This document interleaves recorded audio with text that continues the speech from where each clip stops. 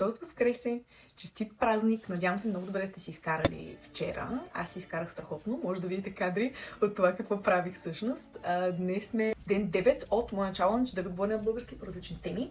Днес искам да ви споделя малко статистика и надявам се тези цифри да ви помогнат да разберете всъщност колко е важно темата за невроразнообразието и защо всъщност говоря на тая тема и колко съм учудена на този етап, че съм единствения невроразнообразен коуч с кариерна насоченост в цяла България. Имайки в предвид данните, които ще ви споделя сега. Популацията на нашето население в България е 6 милиона и половина, почти 7. От тези, 20% от тях статистически са с невроразнообразно състояние. Това ще рече, че почти 1,5 милиона души имат някакъв вид невроразнообразно състояние.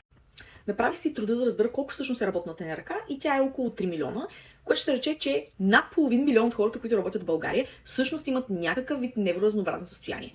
А в България изобщо не се говори на тези теми.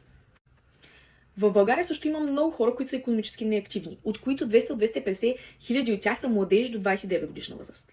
А бизнесът в България само през 26-та година има нужда от 260 хиляди кадри, както може да видите. В голям процент от безработните хора много често преобладават и тези с невроразнообразни състояния. И много често, в доста голям процент от тях, ако се постави просто правилната обстановка и се прояви разбиране към тези хора и се създаде среда, където те да могат да оперират по възможно най-добрия начин за тях, всъщност тези хора се включват и допринасят за бизнеса в България с лекота.